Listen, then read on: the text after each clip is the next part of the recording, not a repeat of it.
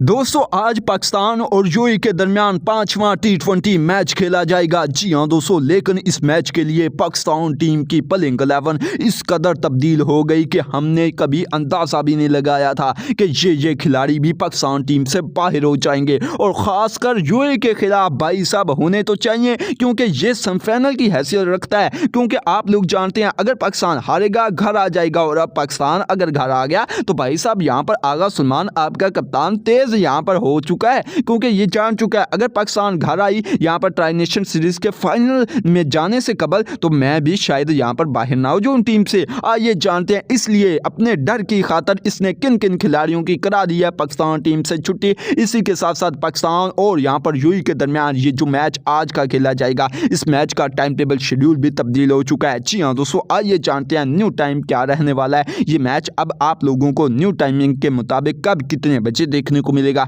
कौन सी पाकिस्तान टीम में बड़ी सतह पर तब्दीलियां हो चुकी हैं, किन खिलाड़ियों को कर दिया आउट और कौन से पाकिस्तान टीम में अब रहने वाले हैं, मुकम्मल तफसीलात देते हैं। इसी के साथ साथ आप लोगों को बाबर आजम और नसीम शाह इन दोनों खिलाड़ियों के बारे में सबसे बड़ी ब्रेकिंग न्यूज़ निकल कर सामने आ रही है, वो भी बताते हैं कौन सी यहाँ पर बड़ी ब्रेकिंग न्यूज़ आ रही है। तो सबसे पहले यहाँ पर फटाफट वीडियो को कर दीजिए लाइक, चैनल पर अगर आप फर्स्ट टाइम है तो चैनल को भी काइंडली सब्सक्राइब कीजिए ताकि इस तरह की मजीद अपडेट्स आप लोगों तक आसानी से आ सके। अब बगैर टाइम जाया किए सबसे पहले पाकिस्तान टीम के प्लेइंग 11 की तरफ बढ़ते हैं कि भाई साहब यहाँ पर तब्दीलियां कौन सी हो चुकी हैं। नंबर 1 की बात की जाए पाकिस्तान टीम की ओपनिंग जोड़ी की, तो भाई साहब नंबर 1 पर तो आप लोग साइम अयूब को ही देखेंगे। अब साइम अयूब परफॉर्म करे या ना करे इसकी जगह पक्की है, क्योंकि आप लोग जानते हैं यार इसका कसूर भी नहीं है, बेचारे का इसका कसूर भी नहीं है। कुछ लोग कहेंगे कि इसका क्यों नहीं कसूर, आप तो इस पर तनकीद करते थे ये परफॉर्म नहीं कर रहा, जब से इंजरी के बाद आया ये परफॉर्म नहीं कर रहा। लेकिन भाई साहब वो वक्त और था, अब वक्त देखें। इसने लास्ट जो 5 मैच हैं उसके अंदर इसकी 3 50s हैं, यहाँ पर 3 50s को भी निकाल दो, लास्ट मैच की परफॉर्मेंस ही देख लो। लास्ट मैच में इसने परफॉर्मेंस नहीं दी ना, 0 किया है ना, लेकिन बात यहाँ पर ख़त्म नहीं होती। 0 क्यों किया है, ये वजह है सबसे बड़ी वजह। 0 इसलिए किया है क्योंकि वो ऐसे बॉलर इस्तेमाल कर रही हैं पाकिस्तान टीम के अंदर। यहाँ पर कुछ लोग मशवरे देते हैं ना कप्तान को कि एज ए बॉलर ये बहुत अच्छी बॉलिंग करता है और कर भी लेता है। अब देखें साइम अयूब ने 4 ओवर फेंके, 1 विकेट लिया और 21 रन दिए हैं, इससे बेहतर किसी ने बॉलिंग नहीं की, सबसे कम इकोनॉमी रेट है। लेकिन भाई साहब आपका ओपनर या तो बॉलिंग ही करेगा या बैटिंग ही करेगा। अब देखें एक यंगस्टर है वो 4 ओवर पहले बॉलिंग करेगा, उसके बाद बैटिंग कैसे कर ले, आप लोग खुद अंदाजा लगाएं। और ये जानबूझकर इस तरह की हरकतें कर रहे थे, लेकिन अब नहीं होंगी। यहाँ पर आप लोग साइम अयूब को देखेंगे। जल्दी जल्दी अगले नाम बताता हूँ। दूसरे नंबर की बात की जाए तो यहाँ पर साहबजादा फरहान है। अब साहबजादा फरहान को देखते हैं क्या करेगा, क्योंकि कुछ लोग कह रहे थे ये अच्छा नहीं परफॉर्म कर रहा। यार बेशक अच्छा नहीं परफॉर्म कर रहा, लेकिन जितना कर रहा है बेहतरीन कर रहा है, यानी कि रन इसने ज्यादा नहीं बनाए, 25 से ऊपर नहीं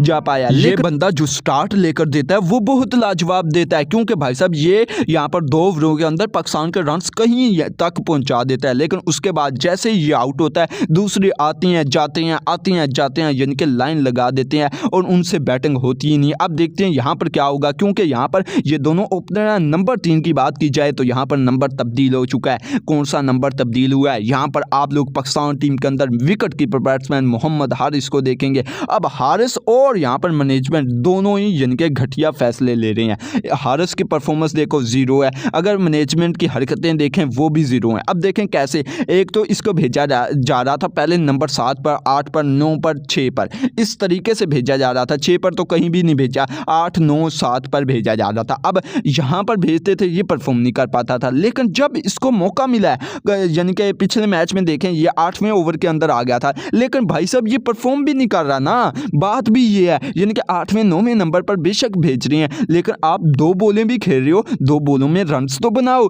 ये भाई साहब यानी कि 2 ओवर 3 ओवर रहते होते हैं, ये आउट होकर चला जाता है और रन्स भी नहीं बना रहा, यानी कि दोनों तरफ से घटिया आप लोगों को यानी कि परफॉर्मेंस आ रही है, बेशक मैनेजमेंट हो बेशक ये हारिस हो। अब देखते हैं हारिस क्या करेगा, क्योंकि अगर हारिस ने ना किया तो भाई साहब यहाँ पर बड़ी तब्दीली होने जा रही है, वो तब्दीली भी बताता हूँ। उसके बाद अगले नंबर की बात की जाए तो यहाँ पर आप लोग पाकिस्तान टीम के अंदर आगा सुलेमान को देखेंगे। जल्दी जल्दी नाम बताता हूँ। यहाँ पर पाकिस्तान टीम की बैटिंग लाइनअप वही है, असल बॉलिंग लाइनअप और मिडल ऑर्डर में यहाँ पर तब्दीलियाँ हुई हैं। यहाँ पर आगा सुलेमान है। उसके बाद अगले नंबर की बात की जाए तो यहाँ पर आप लोग पाकिस्तान टीम के अंदर हसन नवाज को देखेंगे। अब हसन नवाज के बारे में आप लोगों का क्या कहना है, अपनी राय नीचे कमेंट सेक्शन में जरूर दीजिए। पहले मैच में इसने परफॉर्म नहीं किया, दूसरे मैच में लाजवाब किया, इस जैसा किसी ने नहीं किया। 215 अगेंस्ट स्ट्राइक रेट से अपनी 50 मुकम्मल की, लेकिन तीसरे मैच में ये यहाँ पर स्लो नहीं खेल पाया और इसने मुंह से कह दिया कि भाई साहब मुझसे स्लो खेलने की तवक्को मत रखना। अब देखते हैं ये क्या करेगा इस मैच में। यहाँ पर हसन नवाज है। उसके बाद अगले नंबर की बात की जाए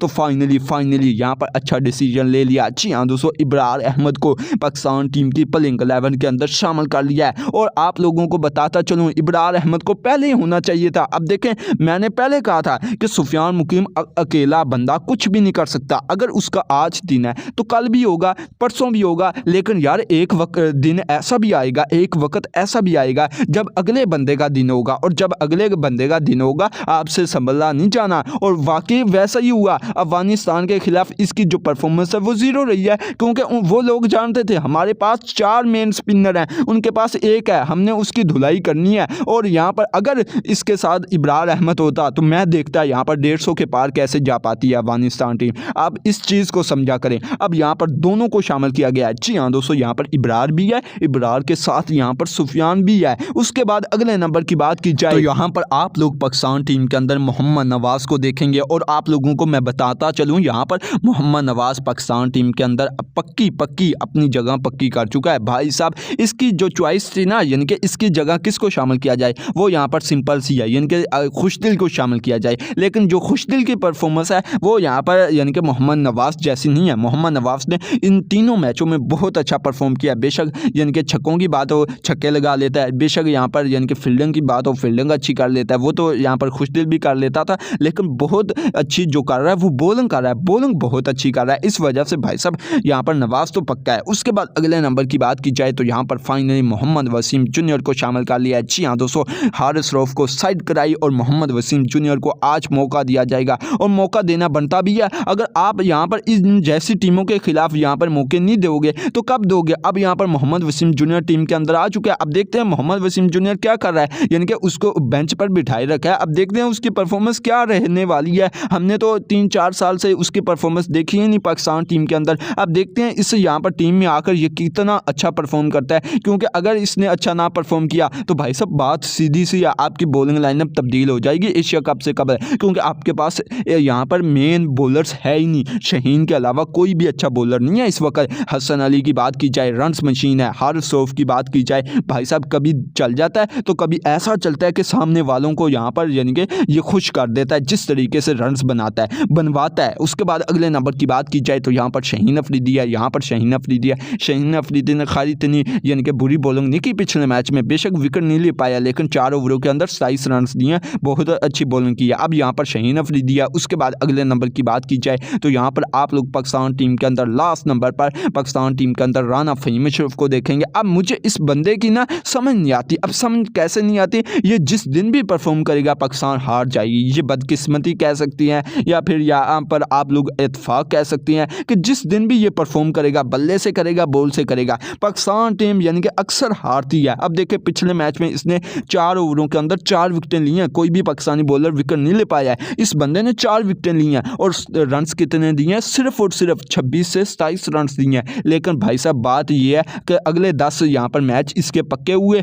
और 10 मैचों में आप लोग इसकी परफॉर्मेंस देख लेना। अगले मैचों में इसकी परफॉर्मेंस 0 है। उसके बाद एक मैच फिर लग जाएगा जिसमें पाकिस्तान हार रही होगी, उसमें इसने अच्छी परफॉर्मेंस देनी है। अगले 10 फिर से पक्के। अब देखते हैं ये पाकिस्तान टीम के प्लेइंग 11 रहने वाली है यूएई के खिलाफ। अगर यहाँ पर टाइम टेबल शेड्यूल की बात की जाए तो पाकिस्तान और यहाँ पर ये यूएई के दरमियान आज का मैच आप लोगों को रात को 8 बजे के बाद ही देखने को मिलेगा। अगर बाबर आजम और नसीम शाह की बात की जाए, अगर हारिस परफॉर्म नहीं करता या पाकिस्तान की बॉलिंग लाइनअप यहाँ पर फास्ट बॉलिंग एक्सपोज हो जाती है बुरे तरीके से, तो भाई साहब नसीम शाह की भी पाकिस्तान टीम में जगह पक्की है।